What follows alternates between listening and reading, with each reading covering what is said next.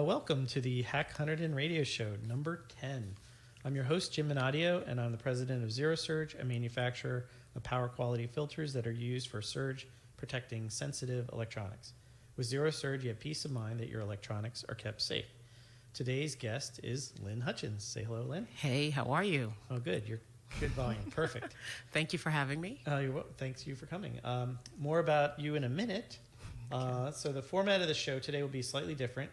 We're only going to talk about one quick news item that may lead us into a little discussion about corporations and sustainability and stuff like that.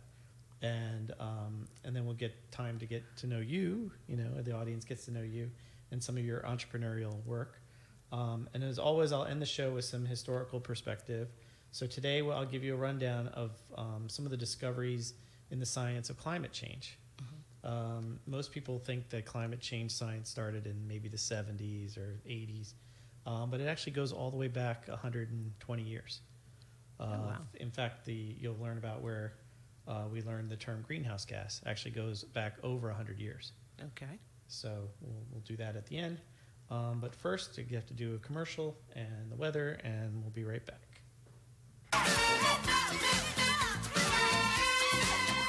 This is Georgine Trinkle. I want to invite you to listen to HackHunterdon every Monday from 4 to 5 p.m. You'll be treated to discussions on hot topics every week. HackHunterdon provides a more in-depth look at issues that are happening right now. You can catch the show live and call in on what matters to you. Make sure to download the podcast to catch up on all our hot topics. Okay, we're back. The weather, let's see. It looks like it's going to be stormy. Again, it seems like every show I've done, it's been thunderstorm. It's almost like the exact same weather the last 5 weeks in a row. It's like I can look out this window and there's threatening clouds, threatening storms. It's like every week. It's like a repeat. It's going to be 90, tomorrow. But I think looking at the forecast further out, again, if you're watching this probably Thursday or Friday, hopefully the weather's a lot cooler by then. They're talking maybe 79, 80 is the high this week. So that'll be fun. So one more commercial and we're ready to go. Are you looking to get your message in front of a qualified audience through all the noise out there today? Consider taking an advertisement out on Hunterdon Chamber Radio, WHCR DB, the voice of business. Contact the Chamber today at 908-782-7115 or give us an email at info@hunterdon-chamber.org. Okay, we're back. So I think what we'll do is first we'll introduce Lynn so everybody gets to know who she is. She sent me a nice little bio to read. So Lynn Hutchins is a consummate entrepreneur. She sees the world from a unique perspective, and this enables her to connect with people, experiences, and opportunities from an expanded viewpoint. Her deep respect and love for humanity helps her to help others in identifying, honoring, articulating, and evolving their value in the world. Professionally speaking, these talents have manifested in a myriad of iterations and arenas. Whether it be running her own successful businesses, representing artists and selling art, coordinating events, marketing, promoting for numerous companies in a variety of industries, or developing environmentally conscious technology platforms that have potential to change the world. Lynn's depth of insight serves to illuminate the breadth of beauty and goodness that exists in all. Wow, that's a mouthful. See, that's what happens when your mother writes your bio. Oh, okay. That's good stuff. I'm kidding. I was actually impressed I was able to get all the syllables in. Right? It's not like, oh, she owns a company, she runs a company, and she sells stuff. I do it all, really. But who doesn't, though? We all wear many hats. Yeah, but you know what it is? It's definitely people who are, I'm a lot older than you, I imagine, and I imagine... Well, then I look a lot older than you, put it that way. I guess I wear a few hats too, but it just seems like the younger generation too is just coming up, like, my own kids and, other people like Cody and, that are in this HackHunterdon meetup. They're all doing like 7 different things at one time, and it's amazing.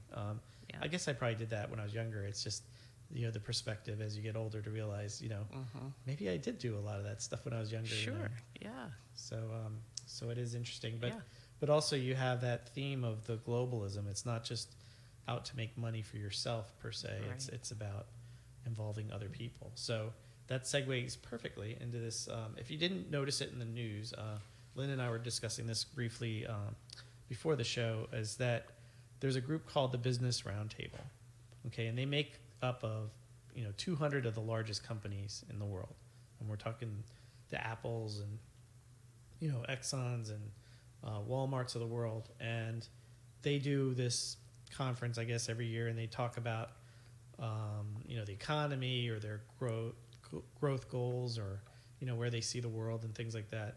And for the first time ever, they came out with this statement about what the purpose of a corporation is. Up until this statement, corporations, just like my company and stuff that you've done, I mean, the primary goal of any for-profit company is to make money. Exactly. And at the expense of a lot of things, and the environment, the workers' rights. I mean, over the years, it's evolved where, companies have the bad rap because of this profit supersedes every other, business goal. And so they started looking at this and realizing that, this isn't finally the way corporations should be. So their statement, I'll read it real quick. It's Americans deserve an economy that allows each person to succeed through hard work and creativity and to lead a life of meaning and dignity. We believe the free market system is the best means of generating goods, a strong, sustainable economy, innovation, a healthy environment, and economic opportunity for all. Then they talk about, the vital role that we do creating jobs, services, yada, yada. And then it gets into, while each of our individual companies serves its own corporate purpose, we share a fundamental commitment to all our stakeholders.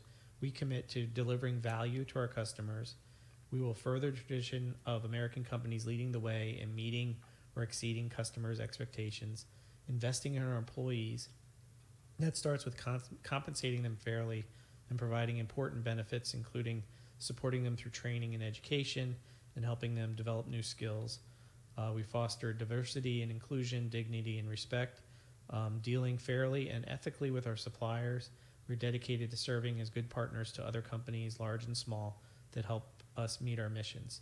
And I want to stop there real quick, because one thing I noticed as a small business owner myself, there are companies like PSE&G is an example, or Rutgers does it as they're a large university, but they're in effect a company that needs suppliers. They actually hold fairs for the small business people to come in. Wow.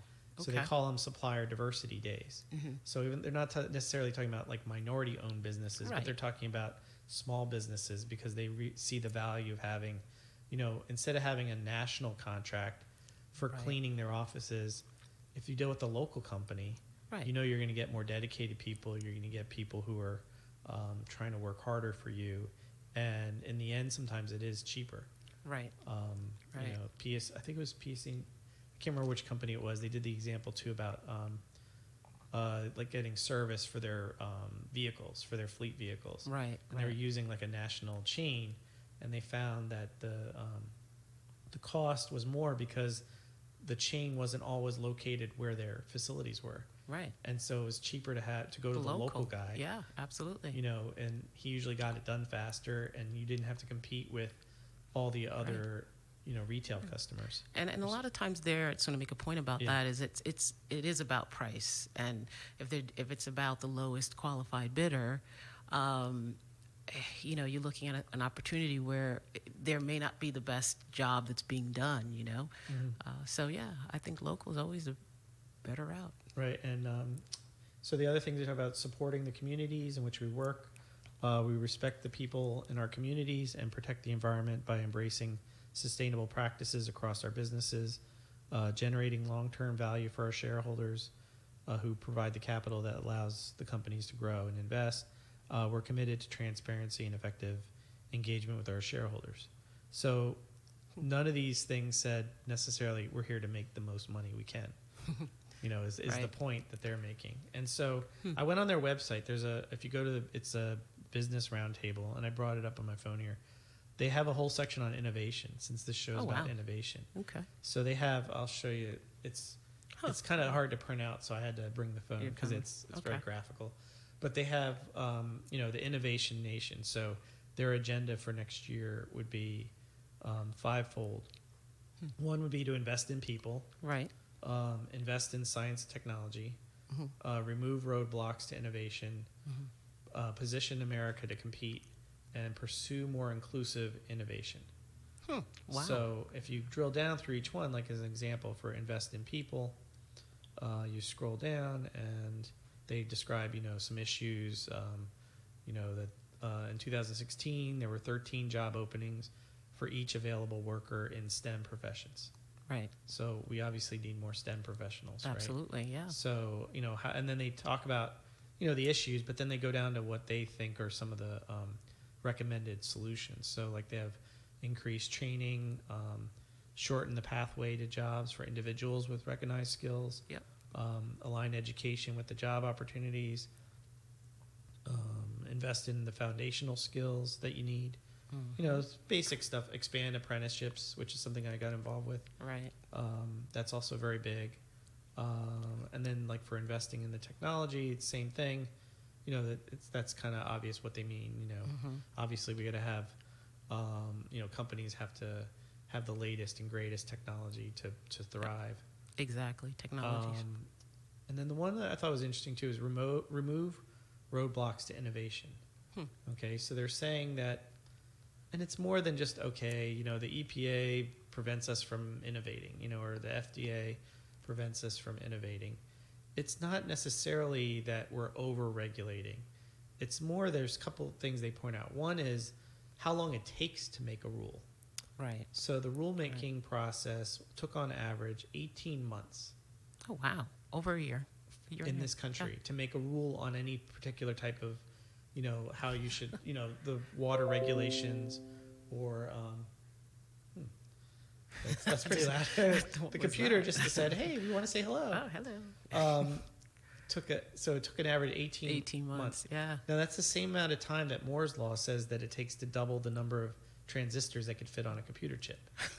Right? So as technology is increasing, it's still it leaps a generation. Yeah. But then the law now finally caught up to the previous generation. Exactly. And so that's the one thing is that, it's that it takes too long to create these regulations. Yeah. How can we, I mean, that's probably been an issue since the beginning of, time, I would say, and that's exaggeration. But how can we help those processes flow better? Well, I think one of the things is we should review, like it used to be that governments would review old laws and get rid of old laws and conflicts and loopholes. Right. But because lobbyists are now, like, they're using loopholes to live through their bring their companies through. It's like, that's part of the problem is that when we create a new regulation, we don't look at the old regulations and then make them fit properly. There's always this, especially like in New Jersey and all the East Coast states, because you have laws that have been made for 200, even 300 years that are still on paper. The local Patterson or Flemington, I mean, has been around before the country started. So I'm sure there's some old laws you can dig up, and there's just that history of that. Yeah. Whereas the West Coast, they don't have the same length of history, so they're able to, make stuff. But the one thing is, and I know I read an article, one of my shows I did where in Europe they do this, is to create a regulatory sandbox. Okay. Meaning, like just like you do when you're coding, you have like a development server and you have your production server. Gotcha. And so the development server is where you can try out these things in the same environment. Right. And that's something we don't really do as a country. We don't do testing of our laws. Like, hey, why don't we set up the law, put it in Flemington, and see what happens? Small town. Yeah. And report back and say, okay, in a year we'll look and see and expand what was the effect of having this law, or have it in some virtual way. There's got to be a way to model. Just we don't spend that effort. Well, there you go. So that's also something they talked about. Yeah. And also to promote innovation in government. Just that the private sector innovates, but not necessarily the government. Right. You can tell by their computer systems and things like that, right? Yeah. So continuing real quick, let's see. When was that our first break here? Okay, so for competitiveness, the common ones are that they talk about that I've heard before too is combating intellectual property theft, Obviously, that's a big thing. That's a big thing. you Always know, has been. with other countries. Yep. Partnering with like-minded countries to counter technology restrictions. Enforcing the technology restriction, the proprietary laws and security. I mean, like cybersecurity, things like that. Let's see, and just export controls. Obviously, the way the tariff war has been crazy, and I've said stuff about it publicly at the State House level, but I haven't really talked about it much here. But yeah, that's definitely hurting innovation. If you're worried about what partner you can work with overseas, because now it's 20% more money to deal with them. Right. That's something that has to be considered. Yeah. And then the last thing they talk about is pursuing inclusive innovation. And, women only make up 22% of the STEM workforce. Wow. That's a small percentage. An estimated 13 to 54 million workers may need to switch into new occupational fields by 2030. So it's not just, the fact that rural America lacks access to the internet, technology, transportation, all those things. Right. They said only 43% of rural adults have a tablet. Only 67% of them have a smartphone. And only 70% of them have a computer. So what's happening with the balance of the people? They just don't have it. Do they choose that, you think? Or is it more about, affordability, or is it access? Or well, part of it is access. I know I've seen this on other programs talk about it in the long form, that there is issues with having access. I mean, just living in Frenchtown, you probably have that issue, right? I mean, as a business in Frenchtown, right, the first thing I did when I came here is I looked at the internet and I said, all right, why is the internet, our speeds were like, 5 megabytes or something. Right. And I was like, this is barely enough to do anything. Right. Let alone send an email, right? So I contacted Comcast, because that's what I used in my house. Right. And they're like, we don't come there. So then I called Verizon. We don't come out there. No. And then so it's just Service Electric or CenturyLink. Yeah. And those are your only two choices. And neither of them, I mean, Service Electric has probably the best internet. Right. Or better of the two, but it's not the best. No, it's not Verizon. And it's not business level not. internet. I mean, if we did more than what we actually do, I would think, if I was an IT company, I would think it would be pretty hard. Our neighbor across Route 12 is Integrated Clinical, and he had to pay to have his own high-speed internet put in. Well, so he had to pay probably $40,000-$50,000 easily, to do that. So absolutely, that's what's happening in the rural, is that you just don't have that access. So you have no choice. Right. So why would you get a smartphone if you don't get reception for Makes the smartphone? Sense. Yeah. So I think that's part of it. Even I know when we go down to like the shore, the internet, the wireless, the phone the data levels are pretty hard. Right. Sometimes you're in spots where you just can't connect. So, and those people who live there all the time, and what are they doing? Some people, they live and they expect everything to be, 4G LTE speeds all the time. Right. And it's not the way it is around the country. So, well, what kind of solutions do you think are out there for that? I guess well, the government has to get involved, just like they did with the phone companies in the 1900s. Right. The government's got to come out and say, you will have this high-speed internet. Right. Bring Google, bring somebody out there.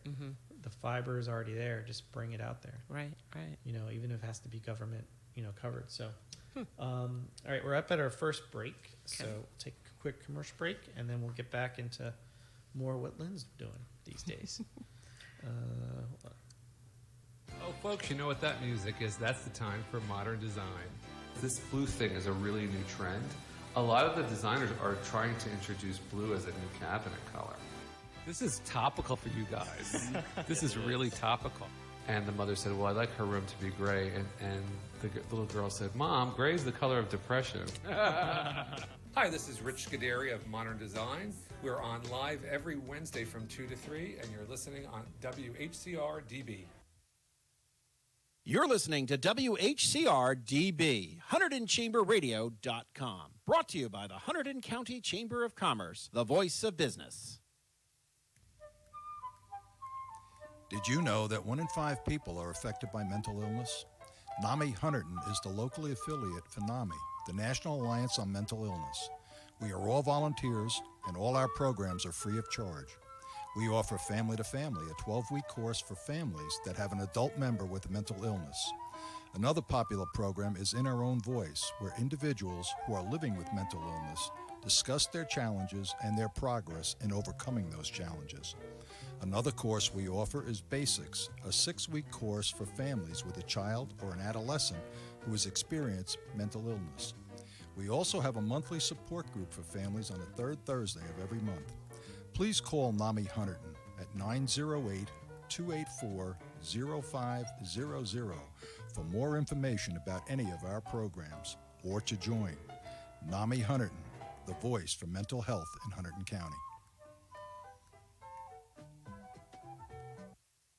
When it matters most, our award-winning team of emergency physicians and nurses provides sophisticated care 24 hours a day. Superior emergency care at a moment's notice. Hunterdon Healthcare, your full circle of care. Okay, we're back. Put the headphones on so I know when to speak into the microphone. So we're back here with Lynn Hutchins. And we were talking about, innovation and corporate responsibility, but I think we're going to shift down to the small world of our businesses here. So Small, yeah. come on. So tell us a little bit about yourself. Like I met her through the HackHunterdon meetup. Yeah. So you're interested in that because Technology. I mean, I was around when the internet started in the 90s. I was involved with some of the first websites that were created. I'm from New York, so that's where I was in business with some partners there, and we created some pretty amazing websites backed by PHP and ASP.NET, and and then fast forward to today where we are, we have blockchain technology, and we have all sorts of programming happening that is high level and beyond anything I could have even imagined back then. So what was can you say which website you worked on back then? Oh God, I don't know Do you if I remember your can first actually. Yeah. I don't know if they're still in business actually. I think it was actually I want to say it was a dentist. Okay. Not like a typical dentist. It was more like implants and Yeah. He was definitely ahead of his time. We actually created a website that looked like an iPhone. Oh, really? Yeah, the first iPhone, and it was amazing. The front end of that site was highly functional. I mean, it was, we used a lot of Flash animation. I don't even know if that's they still using Flash animation.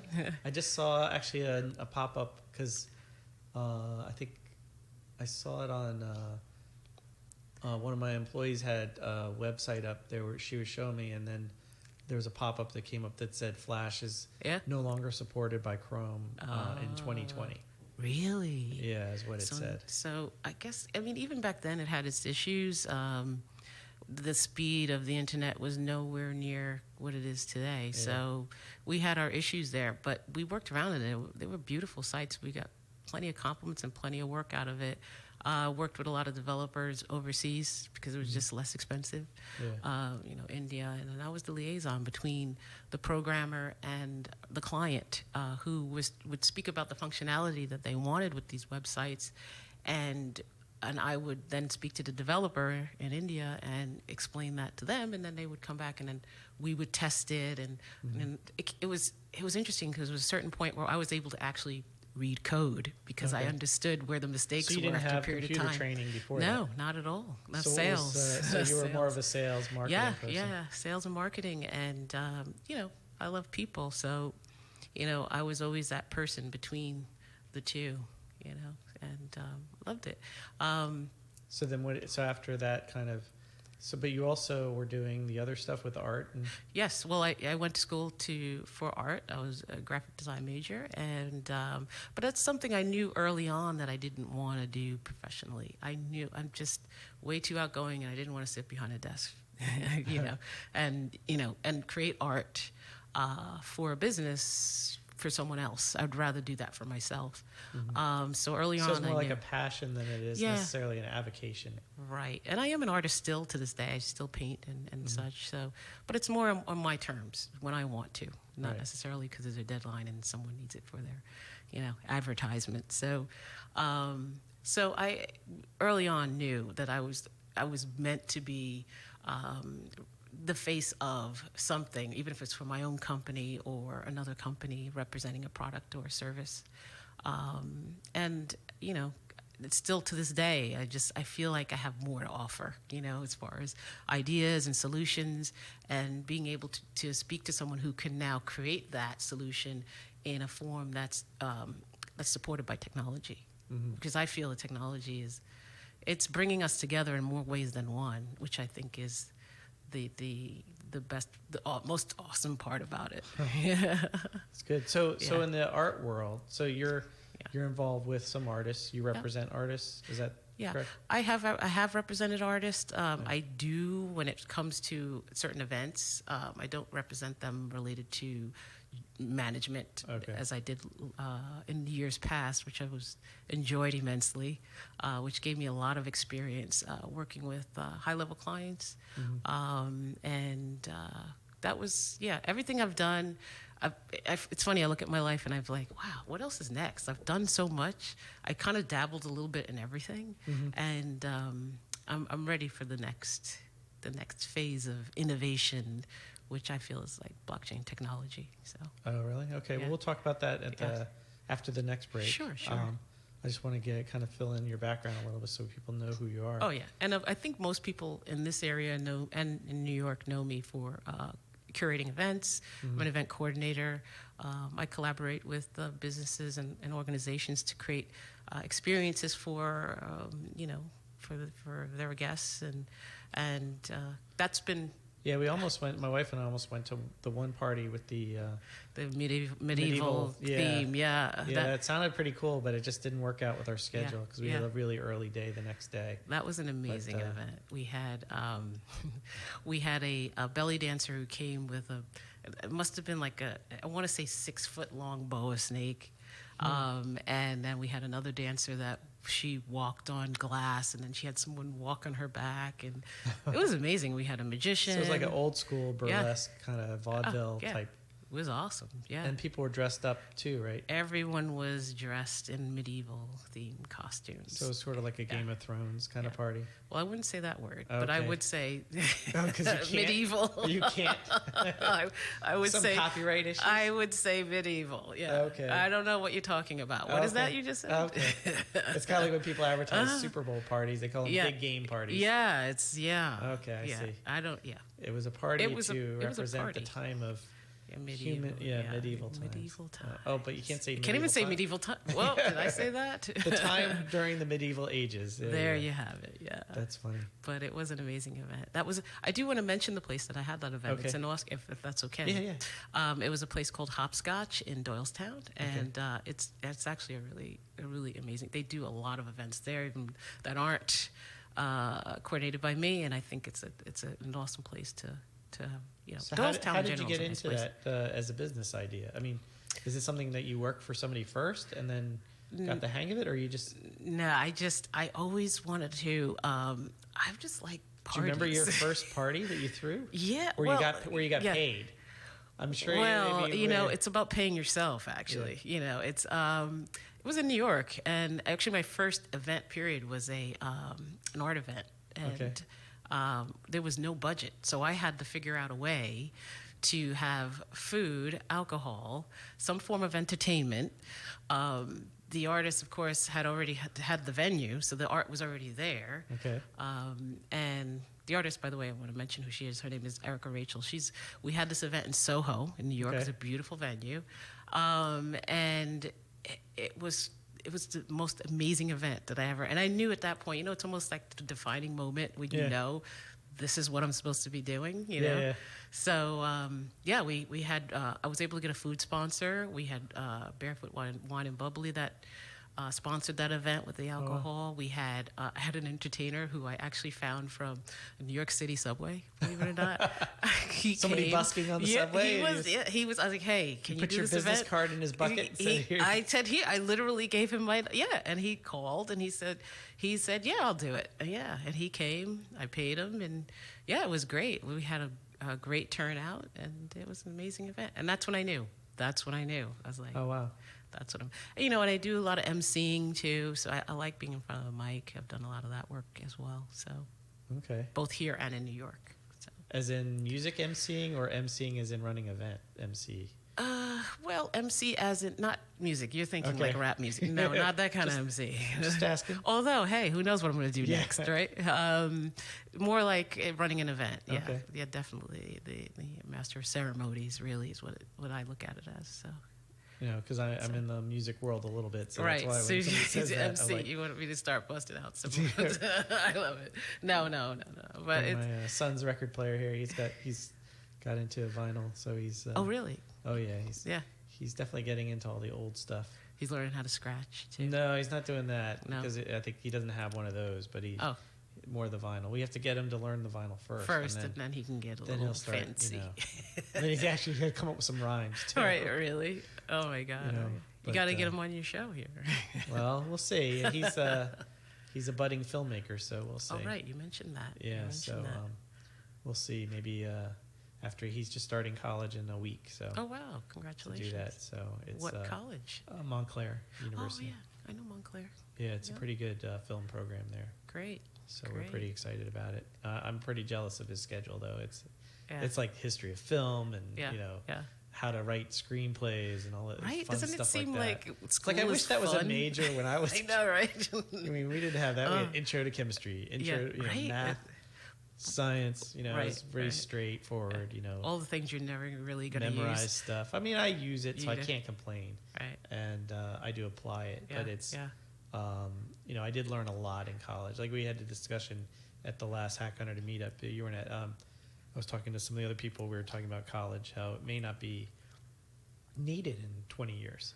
True. Because of things like what this group is doing, with training and maybe Yeah. apprenticeships is the way most jobs are going to be filled and Yep. things like that. But I was saying about all this, I started reflecting on the things I learned in college, and it's like, wow, I did learn how to think critically. I did learn how True. these kind of not necessarily memorize. I knew, the boiling point of water, but I don't. But I also know how to derive the boiling point of water, Right. and that's what I learned in college. So I think that's Yeah. important too. Yeah. Agreed.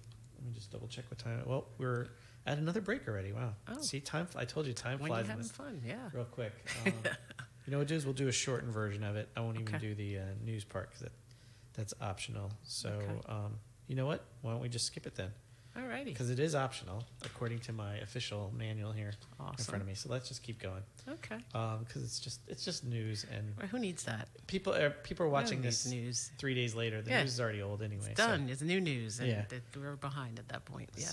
So let's continue. So again, here with Lynn Hutchins to reset what we're doing, and we're talking about her work and kind of the history of her professional life as she's gotten through different things. So you've done the party planning, event coordination, those kind of yeah. thing. You're still doing that work, right? Yes, absolutely. I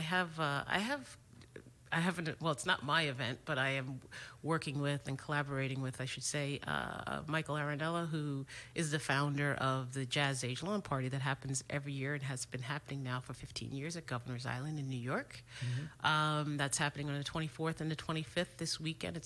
If you can get there. It's a family event, and it's going to be a beautiful weekend, by the way. So Yeah, it looks like it. yeah, the event starts at noon, ends at 6, so it might be something you might want to do, actually. Yeah, I did look it up. It is interesting. It's you come dressed in your 20s attire. 1920s, yeah. Bring a picnic lunch. They have some food that's going to be there, right? Yeah, And some alcohol. yeah. You're not allowed to bring alcohol there, Nope, so very absolutely important. not. Yeah, I read some of the rules because you were telling me some of the rules for Governor's Island. yeah, it's So why don't you explain some Yeah. of that, the sustainability Zero- stuff and zero waste. Well, the zero waste policy that they have is because Governor's Island is part of New York City, and New York City is striving to have a zero waste by I want to say 2030. Yeah, 2030. So for a city to be able to do that is an amazing feat. It's not a very long time to become zero waste. So, and that usually means, things that are washable, reusable. They can't be no plastics by any means. Things that are, that can be disposed of in a conscious way. So, or you reuse. Or meaning recycled, or melted down and then reused for another purpose. Exactly. So that type of recycle, but not what our traditional recycling means, which is interesting because I don't know how many. I mean, you might know this. How many other states have reached this? Is it maybe California? I don't think that. You mean as far as zero waste? Yeah. No, there's nobody, right? So New York might be the first. I know San Francisco usually leads in this stuff. They ban plastic bags. Yeah. They ban the straws. Yeah. So those kind of things, but there's not zero waste. Yeah. I mean, I guess the one company that always advertises is Subaru. They have a zero waste factory. Oh, okay. I've seen that advertised, but I'm not aware of any city. I mean, maybe in Europe there's some small cities. I know they're definitely in Europe they're big on that stuff. We definitely need to catch up on those kind of things. Yeah, and I think it's interesting that's New York when, from what I understand, it was New Jersey that actually started the recycling, if you want to call it mandate, if you will. So that was like back in the 80s from what I recall, as far as what I looked up. But yeah, I think it's great that New York is leading the charge on this. And Governor's Island is very strict with their policy. And being an event coordinator, you have to know these things as it relates to who you're bringing on board as far as your vendors, because they have to be aware. And in some cases for vendors, it doesn't pay for them to do certain events if it requires that in certain locations. So it's important to know some of the laws and regulations of the local, wherever you're holding your event, so that when you're hiring your talent and you're hiring, or bringing in a catering company, that who to reach out to, what companies, or if you're reaching out to a company that you normally work with, to let them know, hey, this is an opportunity. However, this is a criteria that is there as it relates to sustainability and such. So this is going to be true. So not just because this is an island, but all the other New York venues are going to be the same. Same issue. So if you're you're planning an event anywhere else in the city, you're going to have to worry about this stuff. Well, at least know about it. I don't know about worry, but at least know about it. And plan for it. Yeah, and plan for it. Yeah, which is really interesting. It was a really aggressive, I think it's definitely something to follow suit with if other states would like to. What I'd love to see is a federal, these are all state level things, so I think that we'll know when we're really there as it relates to this, if the federal government decides to say, hey, you have to do this, and it's for our own good, really. Well, the problem, the way our government's structured is it's very hard for them to mandate a lot of things universally. Like even like the 55 mile an hour speed limit is the one that popped in my head. The way they were able to mandate that is because they had highway dollars attached to it. Okay. So what they do is they usually put money out. That's the only way they get. Like even like I was involved with voting machines and elections. All right. And so there are no federal elections. All elections are state elections, except for Congress. And so when they were funding the voting machines back in after 2000, they were making the law. Basically, they had to say, all right, for electing a congressman, you have to use this piece of equipment, and so we'll fund it. But they didn't say you had to vote for governor, for your local dog catcher, using this. You could use any machine you want, but you have to. But who's going to have two sets of machines? Right. So they use those kind of carrot, methods of getting change to happen. So I don't know, as far as, the problem with the environmental stuff is like, how do you give somebody money for not making mess? Right? Like it's like what you do with your kids. Like, okay, you'll get allowance if you clean your room. Yeah, but it's like, well, what kind of allowance? No, exactly. So it's like, do you do it as a highway thing? Is it a housing thing? True. Is it a tax break? I mean, how do you even enforce that? True. So it's like, the only thing you can do is on the larger scale stuff with the, like the carbon emissions, things like that, because that's already, every state's regulating that anyway. Right. True. But trash, I don't know. That's a tough one because I think part of it is we also have to have the systems. It's like kind of this business group that I was talking about. Right. It's fine to say all that stuff, but how are you going to do it if we have no, like right now, China won't take our recyclable trash to process because they were the ones that were processing it. Mm-hmm. But because it was too dirty coming over, we weren't rinsing out our cups and things. Right. They're not taking it anymore. So a lot of recycled waste right now just gets put in a landfill Wow. because of that. So it's like we need both sides of that solution. So I don't know how New York's going to be able to do the zero waste when they're, what are they going to do with all the other recyclable stuff? Right. I'm sure there's a plan. I mean, I only gave not even half the story. It's like a snippet of the story. So I'm sure there's more information. Yeah, but that's the thing. It's like you have to think of all those things. So let's see. So we have about maybe 10 more minutes left. Oh. I know it. Like I said, it goes by really fast. So let's see. What else? Let's see. I was trying to think of another subject we can hit really quick. I mean, you did mention the art world. I mean, I'm fond of it too, from the music, and then also, like my wife and I like to go to art galleries and things, especially smaller, almost like co-op kind of places. Yeah. We go down to Delaware a lot, and did the sound just change? Yeah, and one That's weird. ear. But as long as you're... Well, that's weird. Something changed here in our system here. Yeah, that was interesting. Maybe one of these cables came loose, but I don't know how that would be I possible. didn't touch anything. So hopefully, if you can hear us, hopefully. If it'll not, be in mono as well. Yeah, It's gonna exactly. sound like Not that was stereo. weird. Yeah. Right ear for me. I don't know. Maybe left for you right now. Yeah, it is the left ear for It's me. right for me. That is the weirdest thing. I don't know. One of these cables got loose or something. Maybe just... oh, wait. I think I hear it. No, it's not coming back. Oh, it did come back for A little me. bit, right? Yeah. Yeah, All right. Well, maybe. All right. Well, that's the fun of running your own show by yourself. there you go. Get to be the engineer. All right. So I was talking about art. So Yes. So you were saying that are you still represent any artists, or no? You stopped doing it? No, what I'll do is if I have an event and there are going to be artists or an artist that is going to be showing their work, I create an opportunity for them to show their work, and I'll curate the event, and in exchange, a percentage of the sales would go to me. So for that event, yeah, I'm sort of managing them, because if there are any opportunities to negotiate with a client or someone who's interested in a painting, or even any after talks that happen after the event, then I would be that person that would do that. So that's kind of like per event. Do you have I don't any do long-term fun stories with trying to sell somebody a picture that they don't, boy. that they did, or a painting or a piece of work that like you go, wait a minute, either that surprised you, like, oh my gosh, that person bought that, or I couldn't believe I was able to sell them that. Anything off the top of your head? Because maybe I'll tell you one that. Well, you think I'll let you think about that. All right, go I'll ahead. tell you ours real quick. Yeah. So there's this gallery in Bethany that my wife and I go to, and so they have these like wine things every month, and we don't usually generally get to go to them, but we happened to be in town when they were doing these little, like, you get to meet the artists, and they have like 5 or 6 artists, and then some sculptors and some people do other 3D art that are there. And the owner, we got to know, Rena, and she did this really cool like collage, and then she painted like this pink flamingo over the collage. Right. And we liked it, but we weren't going to buy the original. We were maybe looking at buying a print or something just for the value of the cost.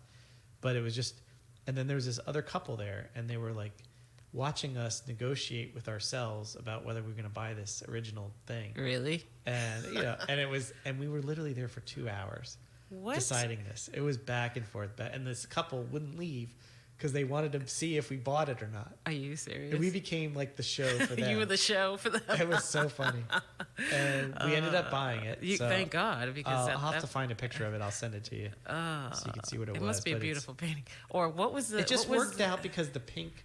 We have a pink living room that it's not in the living room, but it's outside of it. So you see it. It kind of makes the pink pop out. Right. I don't know. I don't know what it is. Just like, why does anybody like any particular art, right? You got to connect with it. I mean, it's because I knew part of it for us is knowing the fun of the art part of it, especially going to these small places, is meeting the artist. hearing them, what they were doing, how they make this. You know, we went to another one just recently. This guy David Simpson, who I should. Oh yeah. The ones I sent Beautiful you. work. Yeah. So he, you know, he actually spent time with us and walked us through the entire gallery of other people's work because he knows them all. Right. And just said, okay, this person does this. This person does it with light. This person does it with color. Right. You know, and like it was like having your own personal tour guide. That's you know, awesome. better than you would have like a recording of a place because it's like interactive. Right. So that's the fun of it for us. Yeah. But I mean, could you think of something? I have story. Yeah. Well, inside the mind of an artist, actually, everyone wants to know what goes on with a full-time artist. It's how are they doing it and why. But I do have a story. Yeah. And I'll keep it semi-general because I don't want to say people's That's names. all right. Okay. Well, to keep the innocent being hurt. So back in like I think it was 2015, I think it was, or so. I guess the year doesn't matter, but for the most part, it's when I think Bitcoin was about $700 a coin, which now I think it's about 10,000, maybe 11,000 a coin. And a gentleman came to one of my artists' exhibitions in New York. It was in Soho, and he was talking to us about Bitcoin. I had no idea what Bitcoin was. And he said, I have this idea for your artist related to Bitcoin. And so he said, let me take you out to dinner and we'll talk about it. So it turns out he's a programmer. Apparently he creates, you know, solutions using blockchain technology. Some people think this person, by the way, is the person who had created Bitcoin, which if you met him, you'd be like, that would be the funniest joke ever. Which it could be, who knows, right? But anyway, long story short, he wanted us to take one of my artist's paintings and he was going to like have it in a vault somewhere, if you will, I guess it was. We didn't really quite get to that point because we decided not to go through with the deal. And disperse $100,000 in Bitcoin and have people buy the coin that was specific to this painting. So he would name it something. Oh, so there'd be like a name for the coin. But it's Bitcoin. It was Bitcoin, yeah. And then, so that no one person could own this one painting. So everyone would have a piece of this painting. That's wild. So it's almost like it's fractional. It's almost like a timeshare. Yes, but a timeshare with a painting, right? I mean, did you have a chance? Like, if you own part of the Bitcoin, could you get to see the painting then? We didn't get that far. Well, there may be a new business model for museums, right? Maybe. See, we're creating this fractional ownership of a painting or sculpture, or whatever it is, a work of art. Yeah. Or of a in a museum. It's almost it's like being a member of a museum, right? But having a specific tie to that, that Whistler's mother or something. That'd be a really cool thing to do, right? Yeah. Well, he was thinking a whole nother situation, which we didn't really want to get involved with because the whole thing was art is not a commodity. So at that point, it may mean that it's a commodity. So there are, the laws that are in place didn't really support it, and who knows? It could have meant like with Napster. It could have meant, a whole, an industry is broken wide open, and now there are changes and laws that are changing. But we weren't on board for it. But at the end of the day, that's probably my best story. So. Oh wow. Yeah. So that's. I mean, the problem with Bitcoin, the cryptocurrency in general, no matter what kind it is. Yeah. I went to a legal conference once to help show our product, and wandered around some of the talks, and there was a guy talking about the legal issues with cryptocurrency. So many, yeah. And the one main thing that you have to get over is that there's no title change. With fiat currency, I give you $1, you give me, whatever it is, the cup of water. Right. So that as soon as I hold the cup of water, and as soon as you get the $1, you own the $1, I own the cup of water. Mm-hmm. But with cryptocurrency, we both own the cup of water and the $1 at the same time. Wow. So legally, it's a shared ownership and then it goes in the ledger. So now we both own that, over time, and that's part of the security of cryptocurrency is knowing that these transactions existed, right? Right. So what happens then when it comes to an illegal transaction? So if I do something bad with this cup of water, then the other person's liable as well. Are you liable? Yeah, because you both had title to this. Yeah. So your liability doesn't get right. You don't transfer the liability with the title. So I guess legally, the best case is the fiat currency has to be there, because if you want to cash out, Right. But if you don't does that cash release out, you? That releases you so from at that what legal point does bind. that- right. So so it's more of, again, this is the Yeah. regulation issue, right? Yeah. That we talked about earlier, right? So circle back, right? Is that the, the innovative thing, the Bitcoin, has to be worked out with the regulation innovation that hasn't happened yet. So we have to innovate our laws to keep up with the innovation of the technology. Yeah, yeah. And that's definitely not happening in this case. And that's the problem. They still don't even have all the laws related to that stuff. Still working on it. So They're working on it. Yeah. Right. So I only have a few more minutes left. So we have 5 minutes left. And I usually do at the end of these things, I do like a historical perspective. And because we were going to talk about sustainability a little bit, I was trying to think of a topic that's historical in nature. Oh, okay. So I found this, it's from the, AIP, it's a physics group, and they have a nice 8-page timeline of the discovery of global warming. And so when I started reading, I was thinking, oh, well, it's going to start in 1970 or something with the, the hippie movement and the Earth, Save the Earth, Arbor Day and all that stuff. And no, it goes back to like 1824. Are you serious? So it started out with so the first research actually started with Fourier, the Fourier transform guy. So he's a math guy, but he was calculating that the Earth would actually be colder if it didn't have an atmosphere. So he's the first scientist to say, if we don't have an atmosphere, that's what keeps the heat in, having oxygen, nitrogen, and such. And then this other Tyndall, who's famous actually for the Tyndall effect, which is why the sky is blue. Right. So if somebody ever asks you, why is grass green? It's chlorophyll. Right. Why the sky is blue? It's called the Tyndall effect. It's the light refraction. Oh, okay. And that's why sunsets are red, because the sun is going through more atmosphere, and that diffracts the light and makes it more red. Gotcha. So like our sunsets, the sunsets in the 70s were better than sunsets in the 1200s because there was pollution. So the more particulates in there, the redder and kind of cooler the sunset looks. And so ideally you don't want to see a nice yellow sunset. That means there's no pollution. Theoretically. You don't want to see. Right. Okay. You want to see a not much. You don't want to see much of a transition. You want to see a little bit of a transition. Ideally. That's good to keep in mind. So that's just something. So that Tyndall. So he was the one in 1859. He demonstrated that some gases block infrared radiation, and notes that the changes in the concentration of gases could bring up climate change. So Tyndall was the first guy to do this, and part of his work was, looking at things like CO2, and he was basically using the greenhouse as an example of how, why is a greenhouse warmer in the wintertime than the surrounding air?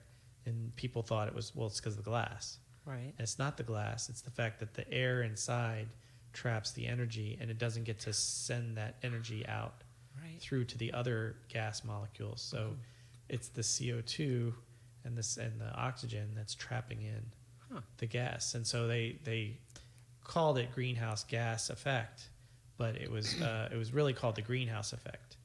And then once they figured out that CO2 was, that it can hold much more energy than just regular oxygen, nitrogen, and then also methane is also even worse than CO2. That's when they start calling it greenhouse gases, because it's the greenhouse effect of these gases. Gases, right. So they're not really greenhouse gases, it's the greenhouse effect. Right. And so as things happen, they shorten and change, and then now they're not even calling it warming when it's climate change, because people are like, well, the earth got cold today because we had a blizzard. It's like, yeah, because it's oscillating out of control. I mean, we're going to have really high temperatures, then we're going to have really low temperatures. I mean, Europe had like 100-degree temperatures this year, which they rarely ever get that much. Right. So that's kind of the history of global warming there. And we have about 1 minute left, so I guess any final thoughts before we go? We can always have you back for more topics. Maybe what we could do is we'll figure a way. I got to figure out, there's got to be a way to have a visual. Maybe what we do is if we get JPEGs, I'm starting to learn how to put the the logo on here, so we could Oh, probably cool. even like put pictures instead of the logo. Maybe we'll try something one That day. would be fun. Let's So try we'll definitely have you something. back. Yeah. So Get a little artistic. Is that what you're saying? yeah, well, I see David here is ready for his show. So David's here. he's people. usually my cue to wrap it up, and he knows I have it all ready to go. So Hi, thank you, David. Lynn, for coming You're out. welcome. Anytime, anytime. Thank you to all the new fans that watch on Facebook or YouTube or Hi. listen. Thank you to the Chamber for giving me the opportunity and the platform. Mark and his team at Economic Development for their encouragement and support. The gang back at Zero Surge, my wife and kids, and to all the rest of you innovators out there.